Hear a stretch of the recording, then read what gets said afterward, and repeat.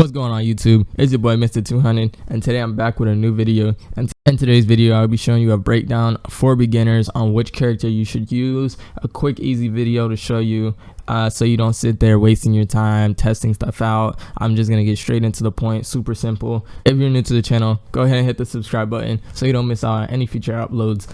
Don't forget to like the video and comment down below who's your favorite character in Apex Legends and why. I have a Discord chat for all my fans that's in the description, so if you'd like to get to know me or other people, go to the description down below and click the Discord link to join. If you like to play some Apex Legends, you must be in the Discord chat, or while I'm streaming on TwitchTV, be in the chat stream and just comment down below and I'll pick you up. If you have time to come hang out in the streams, you can find my stream name along with all my other social media accounts down in the description as well. Other than that, let's jump into today's video. So for question 1, I have what type of playstyle goes with each Apex Legend. In my opinion, I'm going to be ranking them in 4 categories, which is aggressive, camper, strategic, and recreational. When I say aggressive, I mean you like to push everything, you like to start fights, you shoot everything on sight, you're not scared of any fight. That type of player when I say aggressive. When I say camper, that means you like to sit around, just hold up in the back. You don't care if you win the game with 0 kills, 1 kill. You're just looking for more type of wins than kills, or if you're new to the game and you're just trying to get a feel. That's what I say by camper. When I say strategic, I mean if you're playing strategy, if you're playing ranked, if you're playing together as a group. And then when I say recreational, I mean you're just playing for fun. You really don't care about anything. You're just trying to have a good time. That's what I mean by the 4 categories. So I'm going to start off with aggressive. If you're an aggressive type of player, I recommend that you can use any character that's listed in this game. I say that because usually when you're aggressive, you know how to get kills, you have game sense, you have game IQ, you know how to play together, you know how to play by yourself, you can take on fights one-on-one, 1v2, 1v3, doesn't matter to you, you adjust to the games quick. So as an aggressive person, if you're really a true aggressive gamer, you can use any character you want. That's just point blank period. So I move on to the next, which is camper. So now we move on to camper. If you're the person that likes to sit in the back, camp, win the game with no kills, 1 kill, 2 kills, sit way in the back, take shots, you don't like the rush fights, or if you're that team that likes to come in last minute and get all the third parties, I suggest that you use Gibraltar, Lifeline, Pathfinder, Caustic, Watson, Krypto, or Revenant. Next we move on to the strategic category. In my opinion, you can use any of the legends when it comes to playing in a strategic manner. It just depends on this point which 3 legends or 2 legends that you're using together. But in my opinion, it's not about knowing how to use a certain legend to the fullest potential, but it's about which legends work together and then using them. When it comes to strategic gameplay, in my opinion, it's more about how you can incorporate all 3 players to their strengths as opposed to each individual person just being good by themselves, if you understand what I'm. Then we move on to the final play style, which I have is recreational. If you don't care about anything, you just want to play the game, you want something easy to use, I recommend using Gibraltar, Pathfinder, Bangalore, Mirage, and Octane. We have question number 2, which is how easy is it to just jump into a game and be able to use a certain legend to the fullest potential? I have it ranked easy, medium, and hard. I'm gonna start with easy. Easy. Super easy characters to use. You really don't need any game IQ. You use is Gibraltar, Bangalore, and Octane. I'll get into this later, but the way I rank everything and the way that I'm saying which playstyle goes with what, it'll all make sense later in the video towards the end, so just stay with me. When it comes to a medium style of difficulty when using a certain legend, I would put the legends Lifeline, Pathfinder, Caustic, Krypto, and Loba in the medium category. And for hard, I would put Bloodhound, Wraith, Mirage, Watson, and Revenant. So for question number 3, I'm just going to give you a breakdown of which legends I think pair together good when it comes to rank or regular mode, mainly rank. So we start off with Bloodhound. I feel like Pathfinder, Wraith, Bangalore, Caustic, Octane, Krypto, and Loba are all good to use with Bloodhound. When it comes to Gibraltar, I say that all the characters are good to use except Bloodhound, Octane, Mirage, Krypto, and Revenant. For Lifeline, she can be used with any combo. Pathfinder can be used with any combo. Wraith can be used with any combo. Bangalore can be used with any combo. Caustic, I would use Caustics with Gibraltar, a Lifeline, Pathfinder, Wraith, Watson, or a Krypto. Mirage can be used with any legend. For Octane, I recommend using Octane with a Bloodhound, Pathfinder, Wraith, Bangalore, and Krypto.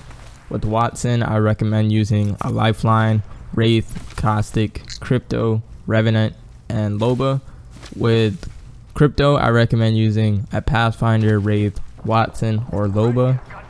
For Revenant, I recommend using Lifeline, Pathfinder, Wraith, Caustic, Watson, or Loba. And for Loba, she could be used with anybody. When I was naming which legends go together with which, I'm not building a squad saying you should only use these legends together. I'm saying you should use at least one of the other legends, but it is beneficial when you do use at least two of the other legends. So you have a full squad that's able to work together as a team, and you get the strategic gameplay with a side of a camper or aggressive. That's up for you to choose depending on how you guys play. This brings us to question number 4. I'm just going to run down through the abilities that each Apex legend has.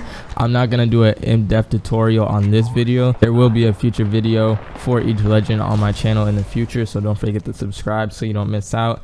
And you can send your friend, or you can come watch the video if they want to get into Apex Legends. It's never too late, and this is recorded at the time of season 5, so it's still not too late. There's a bright future in the game. So let's get started. For Bloodhound, his passive is Tracker, so he can see the last time an enemy fought, when they opened the door, where they stepped here, if they went that way, if they went this way, etc. like that. So if you're the more of the type that likes to sneak up on people and attack, say this could be used as a passive aggressive character, Bloodhound would be the way to go. His tactical, you're able to scan the area, so vision goes out and you can see through walls, you can see characters. It'll all highlight, so if there's a trap in the way, if there's characters hiding in buildings, you'll be able to scan them through the area. And his ultimate ability, you go into a dark vision, you're able to see characters highlighted in a red color, and the more knockdowns you do while in the vision, the longer it stays up. So if you're someone that's super bloodthirsty and you're just really good on offense, this is a super good character to use. So this brings us on to Gibraltar. His passive ability is his gun shield. So when you're aiming down, you get a little shield that comes up, which gives Gibraltar more damage. So you could turn this passive into an aggressive thing. If you like to rush, you can get in their face, you have extra health. That's how the passive works. His tactical is a dome shield that works for 18 seconds, and anytime you revive somebody inside or you put on medicine, it's 25% faster. So shields and syringes, 25% faster as long as revives. So that's super good. And then his ultimate is a huge strong airstrike that just comes down. It's a mortar strike, super strong. And he also has this thing where incoming damage is reduced by 15%, and he's not slowed down by bullets. So heavy bullets, when you're hit with heavy bullets in the game, they slow down all the characters. Gibraltar, he's not slowed down, and he also, the bullets do 15% less damage to him. So super overpowered. If you want that, that's Gibraltar. So this brings us over to Lifeline. Lifeline's passive ability is being able to, when a teammate gets knocked, she gets a protective shield that covers over in front of you, whichever direction you're looking in. That passive can also be turned into offense if you really get to master Lifeline. When they're rushing and start shooting, you pull up the shield. When they stop, you let go, shoot them, and then you just pick it back up. You pick it back up and you just switch through it back and forth, back and forth. I'll show that in a more in-depth video of Lifeline, so stay tuned for that. Her healing items, so syringes, shield batteries, everything, 25% faster, which comes in real handy when you come to the bigger heals. And Lifeline can find extra supplies inside of all the blue bins throughout the map. Her tactical is a little healing drone, so if you like to camp or whatever, take shots, you can take off your shield and just use the drone, sit on the drone. It's free heals, you don't have to carry as many syringes. And then her ultimate is a care package. It usually comes with a purple shield, a purple helmet, med kits, phoenix kits, stuff like that. So super good when you need heals of high tier loot. And the last thing Lifeline has is low profile, which means it's more difficult to hit her with shots, and the incoming damage 2 medic is 5% increase. Any low profile character will die quicker than the fortified characters. Like Gibraltar, he takes 15% more bullets and he's not slowed down, as opposed to Lifeline. Bullets do 5% more damage. So Pathfinder's passive ability is there's different beacons throughout the map. When you open up the beacon, you're able to see where the next ring circle is going to go. You can use the same beacon multiple times within a match. So if you scan the beacon, the circle closes, you can scan it again, see where the next circle goes. That's really good to know if you're trying to play the objective, win the game, get high ground. That's really good to know. Pathfinder's tactical is shooting a little Spider-Man zipline out his wrist, and you're able to zipline around the map by yourself. And then his ultimate is create a big zipline that goes for your team. It can't be destroyed, which is a bad thing, but it's able to shoot super far, and you and your teammates can ride it anywhere. And you can pull up on fights, you can get high ground, you can get in spots only Pathfinder can get to. So that's a good thing to have if you're one of those type of players. Pathfinder is also a low profile type player, so he's harder to hit, but the damage is increased by 5% on Pathfinder. So Wraith's passive ability is when you're near any traps on the map, whether you don't see them or they're on the other side of a wall, inside of a building that you're walking by, or if someone's aiming at you, you can alert your teammates by pressing a button on your controller, and it'll say someone's looking at you, someone's aiming at you, or there's a trap nearby. So that's really good to have as Wraith. Her tactical is into the void. So if someone starts shooting at you, or you're using a portal and you don't want to get shot, say Watson puts up an electric fence and you want to get through it, you just go into the void. You can go through everything, you won't get shot, you won't take any damage. If an airstrike is falling on you and you don't have any cover, you just go into it and you're basically invisible. So that's also a good thing for her. And her ultimate is a dimensional portal, so she can teleport you and your teammates whether you're standing up or you're down, and you go through the portal. That's really good. I'll get into a super in-depth video with her as well later. And Wraith is also a low profile character, so she's harder to hit, but the damage and bullets is increased by 5%. Bangalore's passive ability is double time, which means that she moves faster when she's being shot at. She moves super fast. Her tactical is a smoke launcher, so if you want to shoot smoke, whether to play defense, play offense, run away, blitz a team, it's up to you how you use the smoke. That's a really good thing to have for her, and she runs faster, so say you're getting shot at, you can shoot the smoke, you get away through the smoke. And her ultimate ability is Rolling Thunder, which is a super airstrike, and that the airstrike is not as strong as Gibraltar's, but it does cover a wider range of area. So if you running away, you can shoot a smoke, drop an airstrike. It's gonna cover a lot of ground, and you'll be able to get away from most fights because no one's gonna run through that. So Caustic's passive is anytime someone's hit with his gas, you can see them even if they're on the other side of a wall. It's basically like having a all-time view on them. You see which direction they're looking, if they're healing, anything. So that's super good to have if someone gets hit with the gas. You can place up to 6 of the gas canisters at one time, which is really good, so you can fortify yourself or use the offense, defense, depending on the situation. His ultimate is you throw a huge gas grenade, which can cover a large area, as well as you throw the tactical, so that can get really ugly for people depending on the situation you're stuck in. He's also a fortified character, so all damage is reduced by 15%, and he's not slowed down by any bullets. So him and Gibraltar, they take more bullets than everyone else. Mirage's passive ability is when you're reviving somebody or you're at a respawn beacon, you'll go completely invisible, which is super helpful, especially in big fights or third parties. You'll go invisible, you and your teammate being picked up, and they start fighting each other. You guys can get out. The tactical is you send out a hologram decoy of yourself, and you can control the decoy. He mimics all your movement, and it regenerates super fast, so you get decoys left and right all the time. Super helpful. And his ultimate is you go invisible and a bunch of mirages just go all different directions doing whatever. And Mirage's ultimate is basically the tactical, but he deploys it seems like 8 to 10 different mirages in all different directions, and also during that process you go invisible, so you're able to escape, and you can control the decoys as well to run, shoot, do whatever. So that's super helpful too. So Octane's passive ability is when you're not taking any damage, he restores his health over time, so his health is always going to be coming back no matter what, even if you don't have any heals.